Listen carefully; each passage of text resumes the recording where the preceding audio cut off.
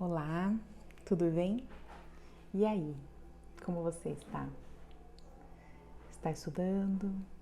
Está se cuidando? Eu espero que sim. Vamos continuar então falando sobre os direitos e deveres fundamentais, né? Porque o nosso artigo 5º ele é bem rico, dá pra gente ficar aí falando várias horas sobre ele. Então, assim, no artigo 5º ele também fala sobre a liberdade de ir e vir, né? Então, no seu inciso 15, ele fala que é livre a locomoção no território nacional em tempos de paz, podendo qualquer pessoa, nos termos da lei, nele entrar, permanecer ou dele sair com seus bens. Então, assim, que isso quer dizer? Que a gente é livre, né? A gente é livre para ir e vir. Então, eu posso me locomover, eu não preciso pedir autorização de ninguém. Então, eu sendo capaz, obviamente, né? Porque daí, se a gente for entrar no mérito do menor de idade, a gente tem, assim, algumas restrições de locomoção, né? Mas, se o sujeito é capaz, ele pode circular livremente, né? Então, ele pode entrar, ele pode sair, ele pode ir em lugares públicos, em praças, não precisa pedir autorização para ninguém, né? Aí, assim, com certeza, se eu estivesse em sala, seria uma pergunta que vocês falariam.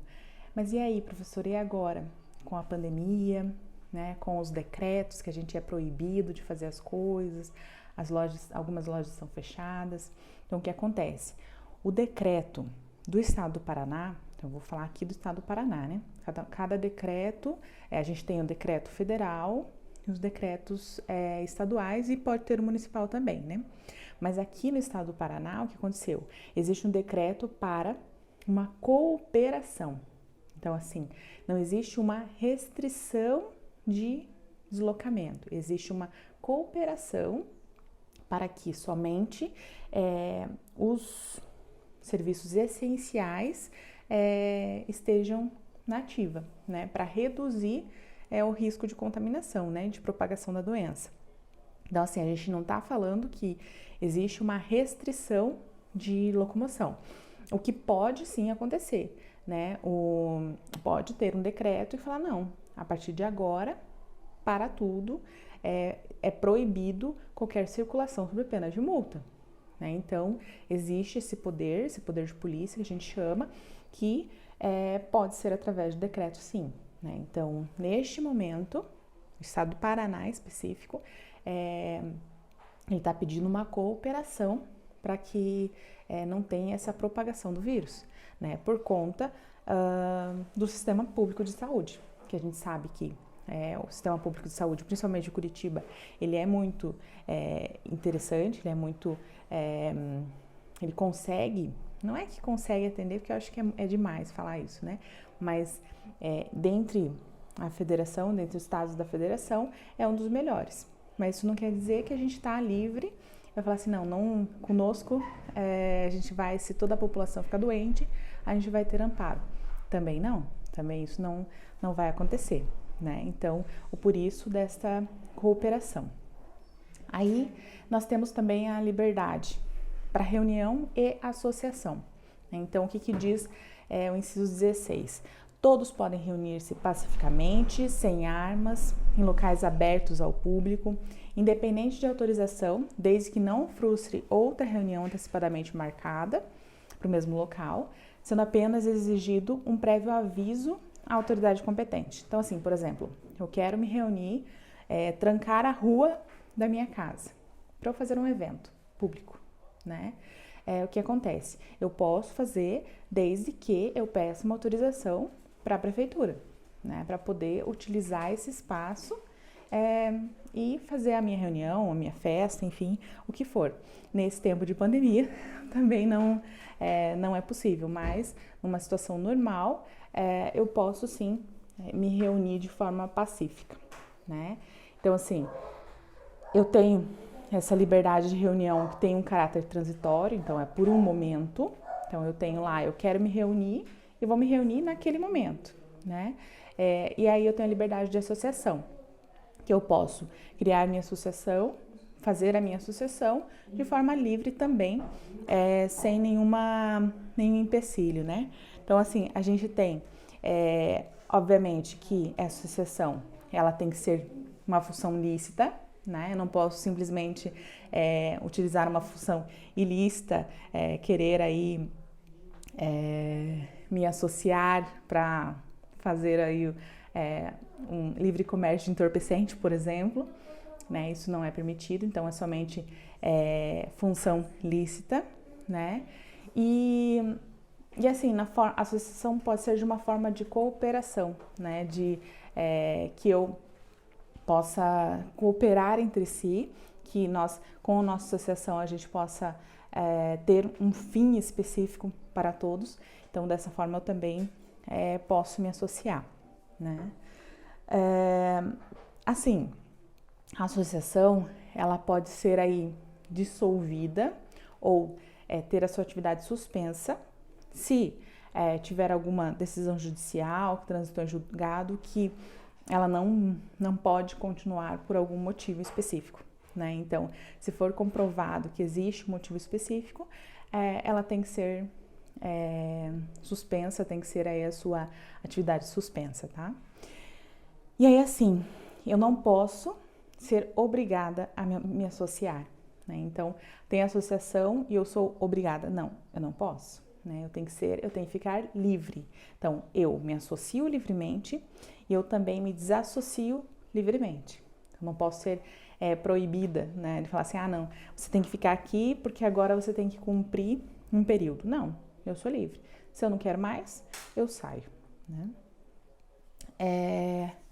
E aí, assim, a associação, a entidade ou, né, as pessoas que compõem essa associação, ela é autorizada a representar extra ou judicialmente, né? Então, os seus associados. Então, eu posso simplesmente falar assim, não, olha, eu faço parte da associação e eu tenho o direito de ser representada pelos advogados da associação e tranquilamente, ok? E aí, falando do direito à propriedade. Então, assim, no caput do artigo 5º, ele fala que todos têm a garantia de propriedade, né? Então, todos são iguais perante a lei, sem distinção de cor e raça, né? Enfim, e aí eu tenho essa garantia da propriedade. Porém, o inciso 23 do próprio artigo 5º, ele fala que a propriedade, ela deve atingir a sua função social. Então, assim, o que seria isso?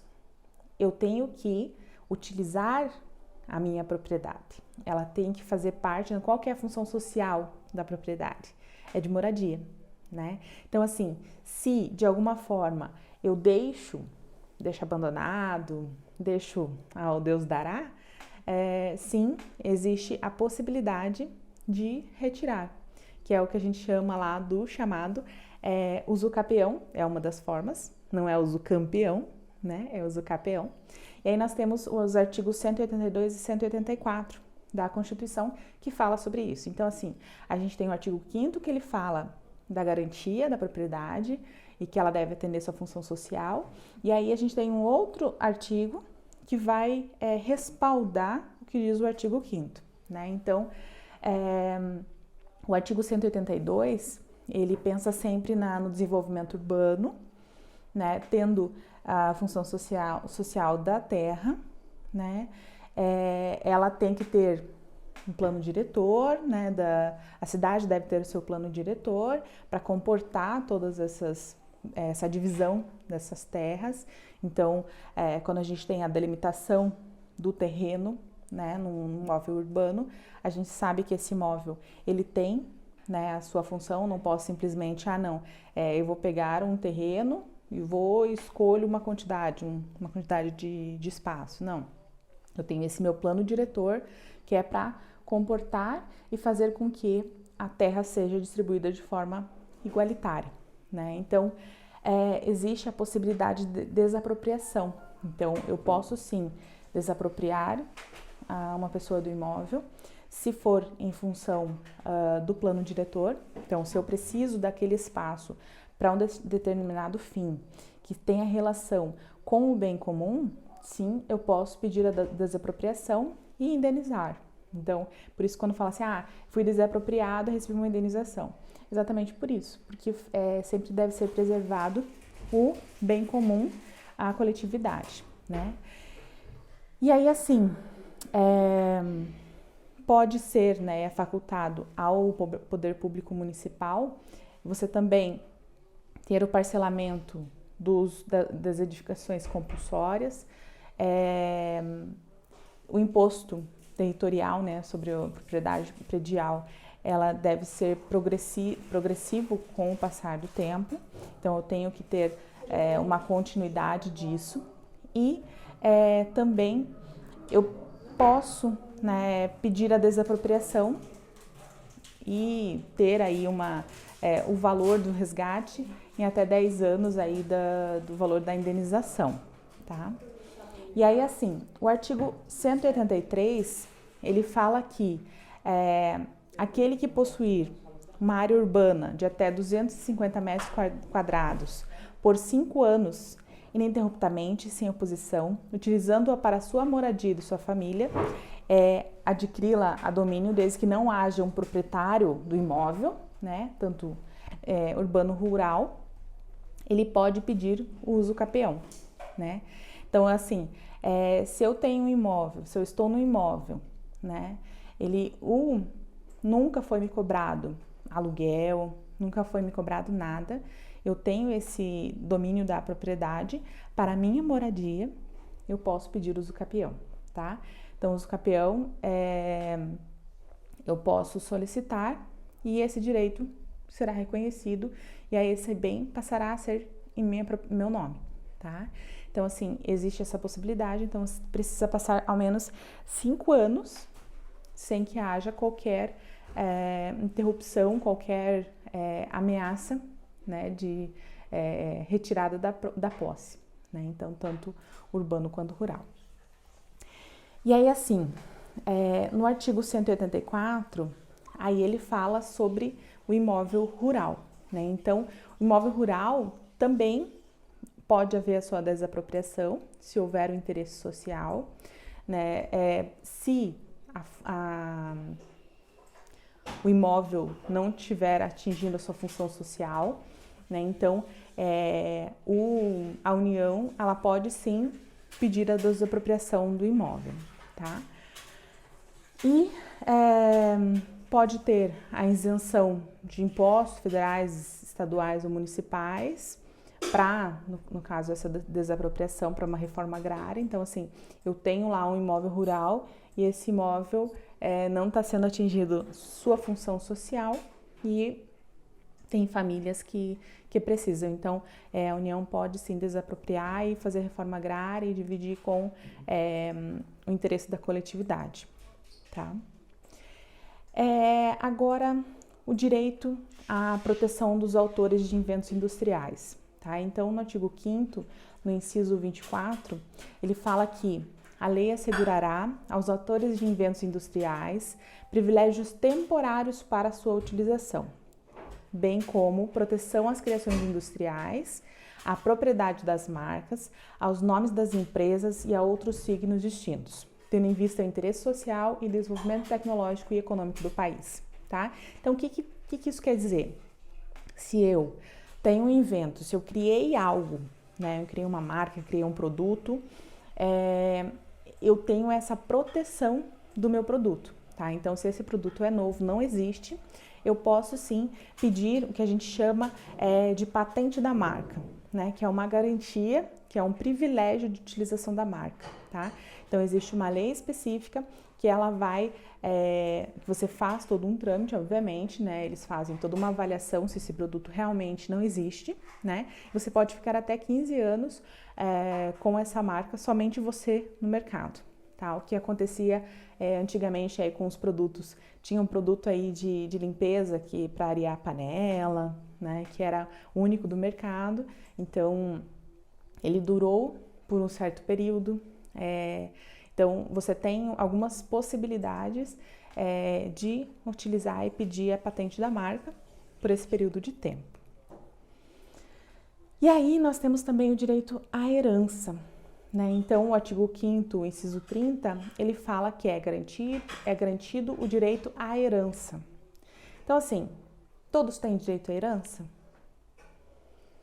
somente se eu tiver família, né? Então, assim, como sempre, você todos, de alguma forma, tem família, veio de algum lugar, tem alguma herança genética, você tem direito à herança. Desde que, obviamente, exista essa herança. Então, assim, não se fala assim, não, mas eu não tenho, a minha sucessão não teve bens nenhum, então, obviamente, não tem herança. A herança só existe se houver bens, né, de direito.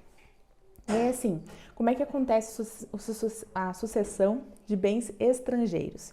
Então, o artigo 5º também fala sobre isso, lá no seu inciso 31. Então, a sucessão de bens estrangeiros situados no país será regulada pela lei brasileira, que tem benefício do cônjuge ou dos filhos brasileiros, sempre que lhes seja mais favorável a lei pessoal do decujus, tá? Então, assim, o que é decujus? É a pessoa falecida, tá? Então, assim, a sucessão vai ser sempre a lei, né, do Brasil ou, né, o que for mais favorável. Então, assim, se a lei estrangeira, se a lei de outro país for mais favorável que a lei do Brasil, ok. Se não, vai sempre beneficiar a lei brasileira. Também fala sobre a defesa do consumidor. Então, no artigo 5º, no inciso 32, diz que o Estado promoverá, na forma da lei, a defesa do consumidor. Então, assim, existe uma lei, que é a Lei 8078, de 90, que considera consumidor toda pessoa física ou jurídica que adquire um produto ou serviço para sua destinação final, né, ainda que não tenha uma relação de consumo direto. Então, assim, a gente tem essa defesa do consumidor, né, que você tem essa garantia constitucional, né, que você está resguardado. E aí existe essa lei que vai dizer até onde eu, quanto consumidor, tenho direito, até onde eu não tenho direito, né? Então, todos podem se utilizar do Código de Defesa do Consumidor, dependendo da circunstância. Direito à informação. Então, assim, no artigo 5º ele também fala, no inciso 33, que todos têm direito a receber dos órgãos públicos informações de seu interesse particular, ou de interesse coletivo ou geral, que serão prestadas no prazo da lei, sob pena de responsabilidade, ressalvadas aquelas cujo sigilo seja imprescindível à segurança da sociedade e do Estado. Então, assim, se eu preciso de uma informação e essa informação ela vai ter um interesse particular, o interesse da coletividade, sim, eu posso pedir e eu tenho direito a receber essa informação, né? Então, por exemplo, eu tinha um processo que minha cliente, ela fez um depósito e ela não sabia o nome da pessoa daquela conta. Então, foi solicitado ao banco para que o banco informasse de quem era aquela conta, para que aí minha cliente pudesse entrar um processo contra aquela pessoa, né? Então, existe essa possibilidade e o direito é resguardado pela Constituição, né? Então, eu posso sim pedir o direito à informação, tá? Então, esses são alguns dos direitos que nós temos atualmente, tá? Não são todos. Eu, novamente, coloco a informação que eu preciso, que vocês leiam o artigo 5º, leiam todos os seus incisos, tá? Para que vocês possam compreender melhor, um pouquinho mais aí sobre esses direitos e deveres constitucionais, tá? De uma forma geral.